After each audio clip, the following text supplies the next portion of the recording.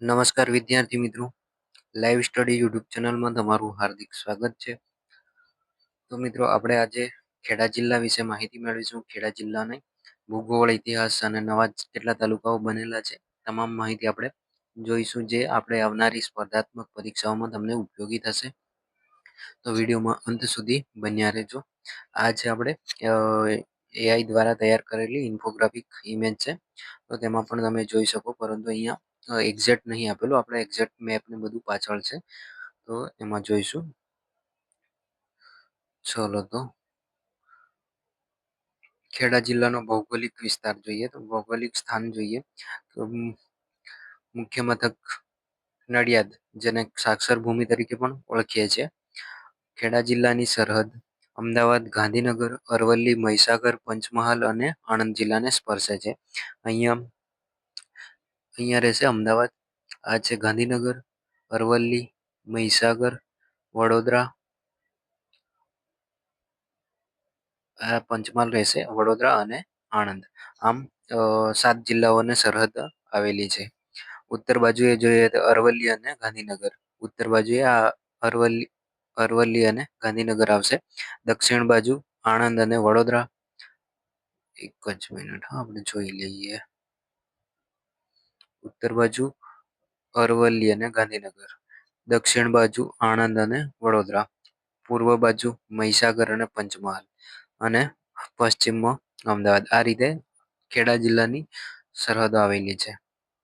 આગળ જોઈએ ખેડા જિલ્લાના તાલુકા. તો ખેડા જિલ્લામાં કુલ 11 તાલુકા, આમ તો 10 હતા, પરંતુ એક નવો જે 17 તાલુકાઓની રચના કરવામાં આવી, તો એક તાલુકો ઉમેરાયો, એટલે 11 તાલુકાઓ થશે. જેમાં નડિયાદ જે મુખ્ય મથક છે એ ખેડા, કપડવંજ, માતર, મહેમદાવાદ, મહુધા, ઠાસરા, ગલતેશ્વર, વસો, કઠલાલ અને ભાગવેલ.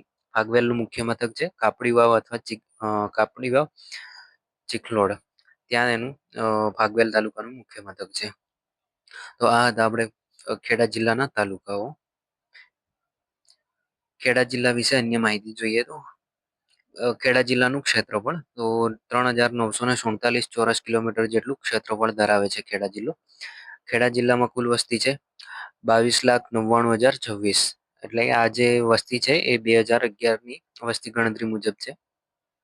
વસ્તી ગીચતા 541 વ્યક્તિ પ્રતિ ચોરસ કિલોમીટર, એટલે વસ્તી ગીચતા 541 છે પ્રતિ ચોરસ કિલોમીટર. વસ્તી વૃદ્ધિ દર 2001 થી લઈને 2011 દરમિયાન 12% જેટલી વસ્તી વૃદ્ધિ થાય છે. પછી છે ખેડા જિલ્લામાં કુલ જાતિ પ્રમાણ 940 દર 1000 પુરુષોએ સ્ત્રીઓની સંખ્યા, એટલે કે 1000 પુરુષોએ 940 સ્ત્રીઓ ખેડા જિલ્લામાં છે. ખેડા જિલ્લાની કુલ સાક્ષરતા 82.65% જેટલી છે. એટલે કે જે ખેડા જિલ્લો છે, એટલે જેને આપણે સાક્ષરતાની ભૂમિ તરીકે પણ ઓળખીએ છીએ. તો 82.65% જેટલી સાક્ષરતા ધરાવે છે. જેમાં પુરુષ સાક્ષરતા છે 92.27 અને સ્ત્રી સાક્ષરતા છે 72.48, 72.48% જેટલી છે. એ મુજબ ગ્રામીણ વસ્તી આશરે 77.27% જેટલી છે, અને શહેરી વસ્તી છે 22.73% જેટલી. ચલો તો એના પછી આગળ જોઈએ. અને ખાસ મિત્રો, જે ચેનલ પર નવા છે, ચેનલને સબસ્ક્રાઇબ નથી કરી તો જરૂરથી સબસ્ક્રાઇબ કરી લેજો, અને વિડીયોને લાઇક કરી દેજો, અને સાથે સાથે નાની એવી કોમેન્ટ પણ કરજો. અને તમે કયા જિલ્લામાંથી વિડીયો જોઈ રહ્યા છે એ પણ જણાવજો. તમારો કયા જિલ્લામાંથી તમે જોઈ રહ્યા છે, તો મને પણ ખબર પડે કે મારો વિડીયો ક્યાં ક્યાં સુધી પહોંચી રહ્યો છે. ચલો તો જોઈએ પ્રાચીન અને મધ્યકાલીન ઇતિહાસ. ખેડા જિલ્લાનો પ્રાચીન અને મધ્યકાલીન ઇતિહાસમાં તો મૌધાનું પ્રાચીન નામ પ્રાચીન સમયમાં મધુમતી તરીકે ઓળખાતું હતું. જે હાલનું મૌધા છે એ પ્રાચીન સમયમાં મધુમતી તરીકે ઓળખાતું હતું. પછી છે કપડવંશ. કપટ વાણિજ્ય હતું, એટલે કે જે કપડવંશ છે એનું પ્રાચીન નામ હતું કરપટ વાણિજ્ય. સિદ્ધરાજ જયસિંહના સમયમાં અહીં અનેક સ્થાપત્યો બંધાયા હતા, જેમાં તોરણ અને કુંડ મુખ્ય છે. એટલે કે જે સ્થાપત્યો સિદ્ધરાજ જયસિંહના સમયમાં બાંધવામાં આવ્યા હતા, એમાંથી હાલમાં તોરણ અને કુંડ જોવા મળે છે. પછી જહાંગીરનો ઉલ્લેખ પણ જોવા મળે છે. મુગલ બાદશાહ જહાંગીરે ખેડાની મુલાકાત લીધી ત્યારે ત્યાંની ધૂળથી પરેશાન થઈને ખેડાને ગર્દાબાદ અથવા ધૂળિયું શહેર તરીકે પણ ઓળખાવ્યું. એટલે કે જહાંગીરે ખેડા જિલ્લાને ધૂળિયું શહેર અથવા તો ગર્દાબાદ તરીકે પણ ઓળખાવ્યું, કારણ કે ત્યાં ધૂળથી તેઓ પરેશાન થયા હતા. પછી છે મહેમદાવાદ.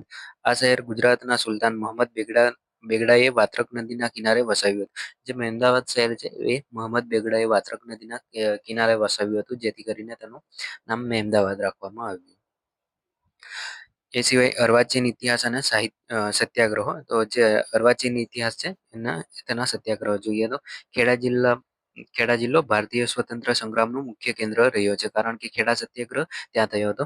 તો ખેડા સત્યાગ્રહ 1918માં થયો હતો. આપણે ખેડા સત્યાગ્રહ પણ આમાં લઈ લીધો છે, તો એના પોઈન્ટ પણ યાદ રાખજો. ગુજરાતનો પ્રથમ ખેડૂત સત્યાગ્રહ હતો, એટલે કે જે ખેડા સત્યાગ્રહ થયો એ પ્રથમ ગુજરાતનો ખેડૂત સત્યાગ્રહ ગણાય છે. આ સત્યાગ્રહ થવાનું કારણ છે અતિવૃષ્ટિના કારણે પાક નિષ્ફળ ગયો હોવા છતાં અંગ્રેજ સરકાર દ્વારા મહેસૂલ ઉઘરાવવાની જીદ હતી. એટલે કે અતિવૃષ્ટિ થઈ જેના કારણે ખેડૂતોનો પાક નિષ્ફળ ગયો, તો અંગ્રેજોએ કર માફ નહીં કર્યો અને મહેસૂલ ઉઘરાવવાનું શરૂ રાખ્યું, જેના કારણે આ સત્યાગ્રહ થયો હતો. ગાંધીજીએ આ આંદોલનનું નેતૃત્વ કર્યું હતું. આ યાદ રાખજો કે ખેડા સત્યાગ્રહનું નેતૃત્વ ગાંધીજી દ્વારા કરવામાં આવ્યું હતું. અને મોહનલાલ પંડ્યાએ ડુંગળી ચોરનું બિરુદ ધારણ કર્યું હતું. એટલે કે મોહનલાલ પંડ્યાને આ સત્યાગ્રહથી ડુંગળી ચોરનું બિરુદ પણ મળેલું. આ સત્યાગ્રહ વલ્લભભાઈ પટેલ ગાંધીજીના અનુયાયી બન્યા હતા. એટલે કે આ સત્યાગ્રહમાં જે સરદાર વલ્લભભાઈ પટેલ છે એ ગાંધીજીના અનુયાયી બન્યા હતા. એ સિવાય બીજો એક સત્યાગ્રહ થયો હતો ચકલાસી સત્યાગ્રહ. આ પણ ખેડા જિલ્લા સાથે જોડાયેલો ઐતિહાસિક ઘટના છે. એટલે કે બે સત્યાગ્રહ થયેલા છે ખેડા જિલ્લામાં. ખેડા જિલ્લાનું નદી તંત્ર. ખેડા જિલ્લામાં મહી, સાબરમતી, વાત્રક, શેરડી અને મેશ્વો માઝમ નદી આવેલી છે. તો મહી નદી વિશે જોઈએ. મહી નદી ખેડા જિલ્લાના દક્ષિણ પૂર્વ સરહદ બનાવે છે. તેના પર વાણક બોરી ખાતે મોટો બંધ અને તાપ વિદ્યુત મથક આવેલું છે. એટલે કે જે મહી નદી છે એ દક્ષિણ પૂર્વ સરહદ બનાવે છે ખેડા જિલ્લાની, અને વાણકબોરી ખાતે બંધ બાંધવામાં આવેલો છે, અને તાપ વિદ્યુત મથક પણ આવેલું છે. પછી છે સાબરમતી. સાબરમતી નદી ખેડા જિલ્લાની પશ્ચિમે સરહદ બનાવે છે અમદાવાદ સાથે. એટલે કે સાબરમતી નદી અમદાવાદ અને ખેડા જિલ્લા વચ્ચે સરહદ બનાવે છે. પછી છે વાત્રક નદી. વાત્રક નદીના કિનારે મહેમદાવાદ શહેર આવેલું છે, જે આપણે અગાઉ જોઈ ગયા છે. શેરડી નદી. શેરડી નદી ખેડા જિલ્લાના મધ્યમાંથી પસાર થાય છે. અહીં મહી શેરડી વચ્ચેનો વિસ્તાર ચરોતર તરીકે ઓળખાય છે. જે શેરડી નદી છે એ ખેડા જિલ્લાની મધ્યમાંથી પસાર થાય છે, પરંતુ શેરડી અને મહી નદીની વચ્ચેનો જે વિસ્તાર છે જેને આપણે ચરોતર તરીકે ઓળખીએ છીએ. અને એ સિવાય મેશ્વો અને માઝમ નદી આવેલી છે. ખેડા જિલ્લામાં કૃષિ અને ઉદ્યોગ. તમાકુ. કૃષિમાં જોઈએ તો તમાકુ. ખેડા જિલ્લાનો તમાકુ ઉત્પાદનમાં અગ્રેસર છે. એટલે ખેડા જિલ્લો તમાકુના ઉત્પાદનમાં અગ્રેસર એટલે આગળ પડતો છે. તેને સોનારી પાકનો મુલક પણ કહેવામાં આવે છે. એટલે કે ખેડા જિલ્લાને સોનારી પાકનો મુલક તરીકે પણ ઓળખવામાં આવે છે. જે ચરોતર વિસ્તાર છે એને ચરોતર પ્રદેશ. ચરોતર પ્રદેશ મહી અને શેરડી વચ્ચેનો ફળદ્રુપ વિસ્તાર છે. આ વિસ્તારને તેની ફળદ્રુપતાના કારણે ગુજરાતનો બગીચો પણ કહેવાય છે. એટલે કે જે ચરોતર વિસ્તાર છે એને ગુજરાતનો બગીચો પણ કહેવાય છે. આ પણ યાદ રાખવાનું મિત્રો. એના પછી ડેરી ઉદ્યોગ. અમૂલ ડેરીની સ્થાપના ભલે આણંદમાં થઈ, જે પહેલા ખેડાનો જ ભાગ હતો. એટલે કે જે અમૂલ આણંદ છે એ પહેલા ખેડાનો જ ભાગ હતો, પરંતુ પછી તે અમૂલ ડેરીની સ્થાપના થઈ. પરંતુ ખેડા જિલ્લામાં પશુપાલન ખૂબ જ વિકસિત છે. એટલે કે ખેડા જિલ્લામાં પશુપાલન પણ ખૂબ જ વિકસિત છે. ખેડા જિલ્લાના જમીનનો પ્રકાર. તો અહીંની જમીન મુખ્યત્વે ગોરાડુ અને કાપવાળી છે. આ યાદ રાખવાનું કે ખેડા જિલ્લાની જમીન ગોરાડુ અને કાપવાળી છે, જે પાક માટે ઉત્તમ માનવામાં આવે છે. ખેડા જિલ્લામાં સિંચાઈ યોજનાઓ. વાણક બોરી યોજના. વાણક બોરી યોજના મહી નદી પર બાંધવામાં આવેલી છે ડેમ. તેના પરથી આ વાણક બોરી યોજના અમલમાં આવેલી છે. મહી નદી પર જે ખેડા અને આણંદ જિલ્લાને સિંચાઈ પૂરી પાડે છે. એટલે કે જે વાણક બોરી યોજના છે એ મહી અને ખેડા અને આણંદ જિલ્લાને સિંચાઈ પૂરી પાડે છે. શેરડી મહી પ્રોજેક્ટ. નદીઓના પાણીને કેનાલ દ્વારા ખેતરો સુધી પહોંચાડવા માટેની વ્યવસ્થા છે. આ પ્રોજેક્ટ પણ છે શેરડી અને મહી. એ સિવાય ખેડા જિલ્લામાં ખનિજમાં જોઈએ તો અહીંથી રેતી અને પથ્થર જેવા ગૌણ ખનિજો મળી આવે. ખેડા જિલ્લામાંથી રેતી અને પથ્થર જેવા ગૌણ ખનિજો મળી આવે છે. એના પછી છે ખેડા જિલ્લાની આબોહવા. તો ખેડાની આબોહવા સામાન્ય રીતે વિષમ છે. ખેડા જિલ્લાની આબોહવા વિષમ પ્રકારની જોવા મળે છે. ખેડા જિલ્લામાં વરસાદ 800 થી લઈને 1000 મીમી જેટલો હોય છે, એટલે કે 80 થી લઈને 100 સેન્ટીમીટર જેટલો વરસાદ ખેડા જિલ્લામાં પડતો હોય છે, જે ખેતી માટે પૂરતો મર્યાદિત છે. એ સિવાય મહત્વના સ્થળો અને વિશેષતાઓ. ખેડા જિલ્લામાં મહત્વના સ્થળો અને વિશેષતામાં જોઈએ તો નડિયાદ એ ગોવર્ધનરામ ત્રિપાઠી, મનસુખરામ ત્રિપાઠી અને ઝવેરીલાલ યાજ્ઞિક જેવા સાક્ષરોની જન્મભૂમિ ગણાય છે. એટલે નડિયાદ શહેર છે એ ગોવર્ધનરામ ત્રિપાઠી, મનસુખરામ ત્રિપાઠી, ઝવેરીલાલ યાજ્ઞિક જેવા સાક્ષરોની ભૂમિ ગણાય છે. સંતરામ મહારાજનું પ્રખ્યાત મંદિર પણ નડિયાદ ખાતે આવેલું છે. એ સિવાય ખેડા જિલ્લામાં ડાકોર ખાતે રણછોડરાયજીનું સુપ્રસિદ્ધ મંદિર આવેલું છે. અહીં ગોમતી તળાવ પણ આવેલું છે. ભક્તો બોડાણાની ભક્તિ સાથે આ સ્થળે જોડાયેલા છે. વડતાલ ખાતે સ્વામિનારાયણ સંપ્રદાયનું મહત્વનું કેન્દ્ર અને લક્ષ્મીનારાયણ દેવનું મંદિર આવેલું છે. ગલતેશ્વર ખાતે મહી નદી અને ગલતી નદીના સંગમ પર સોલંકી કાલીન શિવ મંદિર પણ આવેલું છે. એ સિવાય ખેડા જિલ્લામાં લસુંદરા ખાતે ગરમ પાણીના કુંડ આવેલા છે.